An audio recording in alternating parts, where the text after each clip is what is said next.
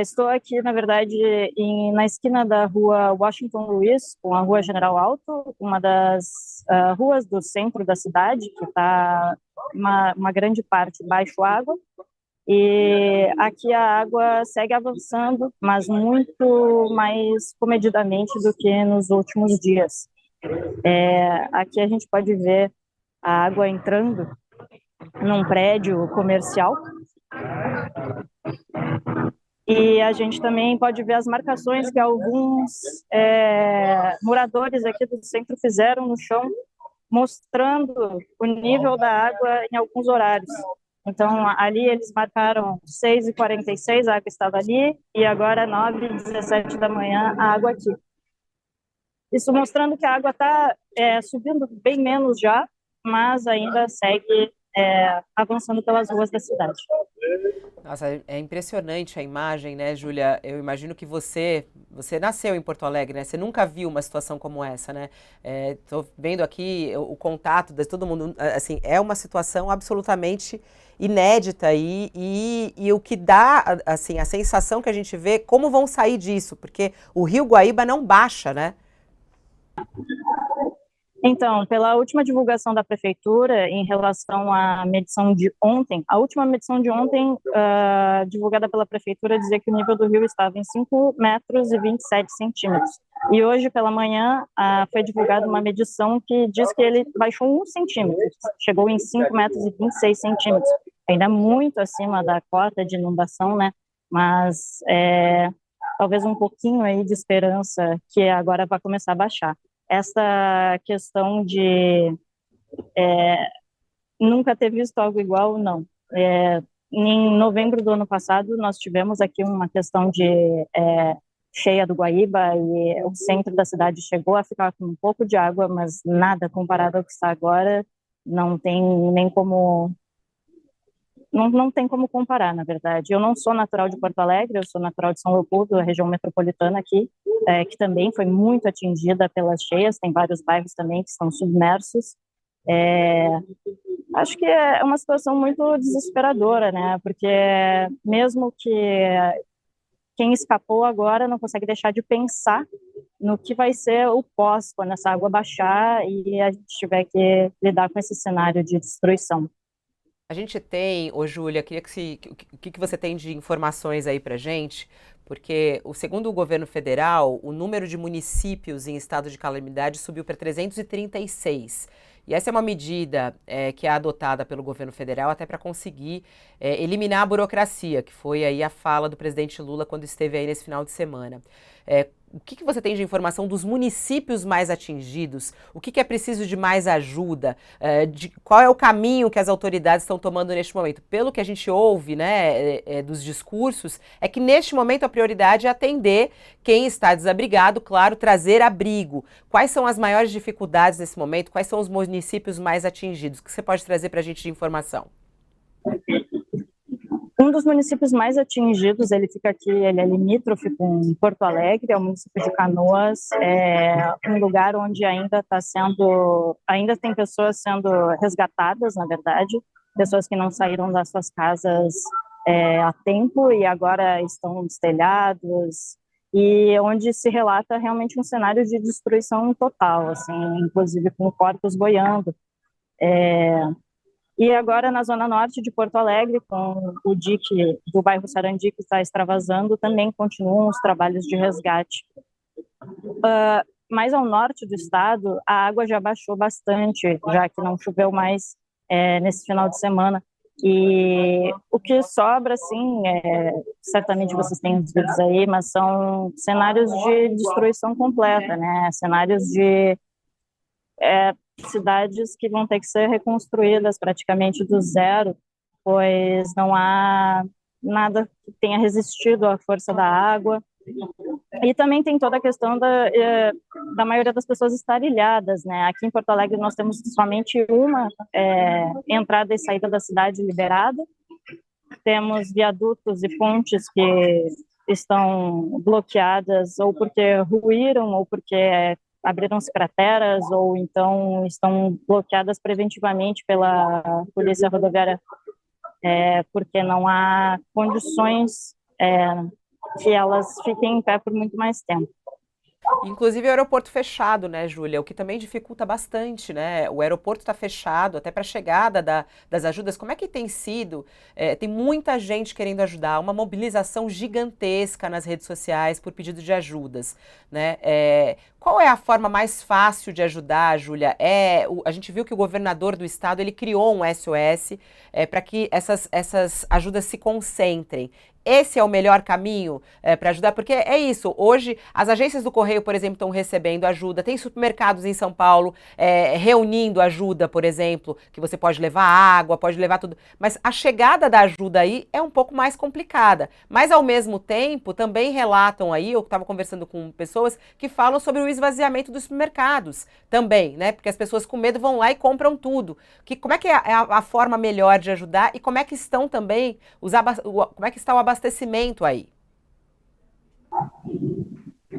A grande maioria dos bairros aqui em Porto Alegre estão sem água, né? Inclusive aqui onde eu estou, o Centro Histórico, é um dos bairros que não está mais recebendo abastecimento de água. Isso se deve das seis estações de tratamento de água da cidade, estão 4 que estão 100% inoperantes porque estão baixo água. Então, ontem eu estive num supermercado no final da tarde e realmente não havia mais nenhuma água à venda, nada, nada, nada. Isso é complicado, assim. Eu não sei exatamente, para ser sincera, aonde que estão chegando esses aviões que estão pousando com as doações. O aeroporto de Porto Alegre está totalmente inoperante, como tu bem disse, Fabiola. Tem alguns outros aeroportos que estão operando aqui no estado, que são o de Caxias do Sul, Passo Fundo, Pelotas e Santo Ângelo. Então, eu imagino que esses aviões estejam pousando lá ou em alguma outra pista por aqui, mas eu não saberia dizer. Eu acho que a melhor maneira de ajudar para quem está distante e não consegue fazer uma doação realmente dessas é pelo Pix. Também tem várias organizações que estão agarreando fundos para coisas mais específicas, né? Alguns abrigos de animais, ou então para cidades específicas, tem muitas celebridades fazendo, mas eu recomendaria, na verdade, fazer o Pix para o governo, que é o mais garantido que vai chegar aqui. Aliás, só voltando, você relatou aqui pra gente uma cena muito forte. Não tem água para vender. Não tem água na torneira e não tem água para vender. Você, por exemplo, está sem água em casa? Estou sem água em casa. O meu prédio tem caixa d'água, então ainda a administração do condomínio está ela mesma racionando água e estão liberando água 1 hora por dia. Mas eu tenho vários conhecidos e amigos, familiares que já estão 100% sem água. Não há água nova chegando para encher as caixas, isso em quase na cidade inteira. As 2 estações de tratamento de água que estão funcionando, elas não estão funcionando com capacidade total, porque a turbidez da água é muito alta, então elas não conseguem processar na mesma capacidade que processaria normalmente. E aí você foi comprar água onde, ô Júlia? Porque você foi em vários mercados e não tem água. Como é que você está se virando? Eu tenho água que eu consegui comprar alguns dias atrás. Então, alguns dias atrás eu fui ao mercado e comprei alguns litros de água. Acho que foi no sábado que eu fiz isso. E já não havia mais muita água no mercado, na realidade, assim, já estava começando a esvaziar. Ontem o mercado que eu fui não tinha mais, tinha algumas poucas garrafinhas de 500 ml de água com gás, mas elas logo terminaram também. E aí, por exemplo, o que o prefeito da cidade fala em relação a isso? De que maneira eles vão conseguir retomar o abastecimento de água para os municípios? Tem alguma previsão? O que as autoridades falam, Júlia? Não tem previsão, na verdade, para o retorno do abastecimento de água. Nenhuma previsão por parte da prefeitura, nem pelo Departamento Municipal de Água e Esgoto.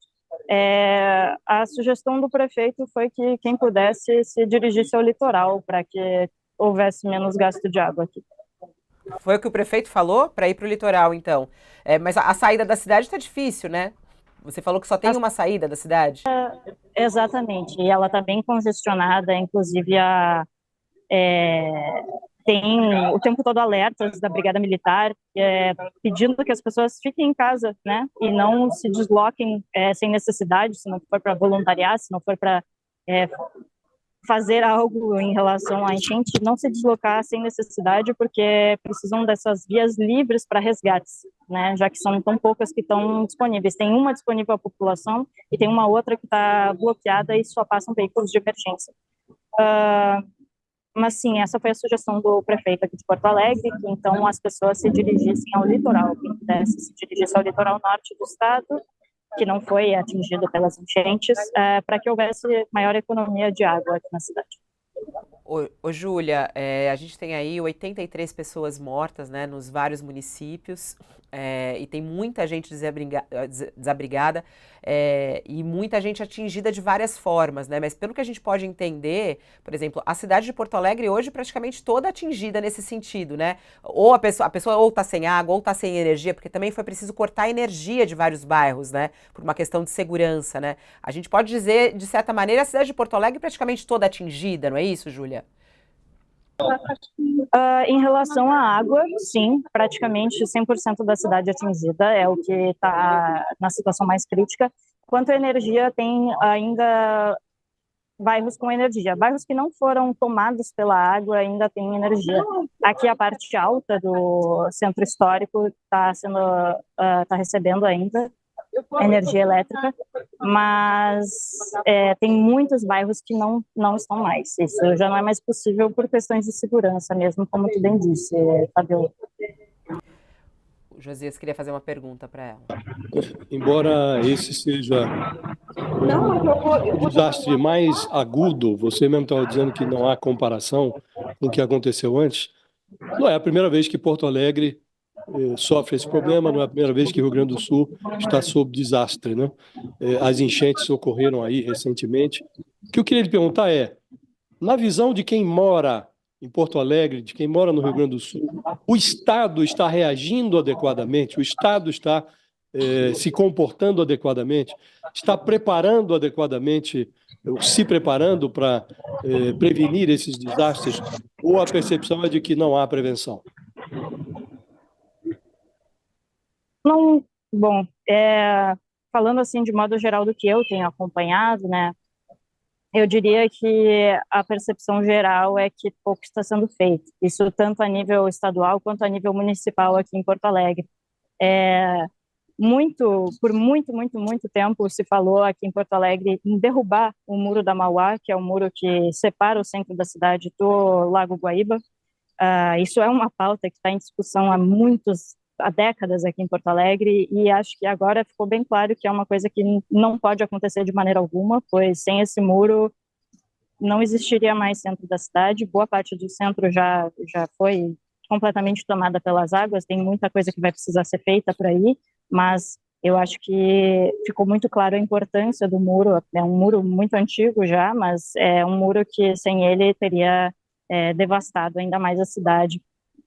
Pouco se fala aqui em Porto Alegre também, no estado do Rio Grande do Sul como um todo, em prevenção a esse tipo de coisa. Nós tivemos uma situação extremamente similar no final do ano passado, então 6 meses de diferença entre uma tragédia e outra, tragédias praticamente iguais, essa aqui numa dimensão maior, mas o mesmo problema, né? Nós tivemos lá em Nova Roma do Sul, aquela ponte em novembro que foi completamente levada pela água, e agora nós temos tantas outras pontes, viadutos, estradas levadas pela água, repetindo um cenário que a gente viu há menos de 6 meses atrás, e acho que fica, assim, uma sensação de indignação com a falta de prevenção, com a falta de um plano, com a falta de realmente preocupação, né, com a população e com a nossa infraestrutura e com as vidas que estão sendo perdidas.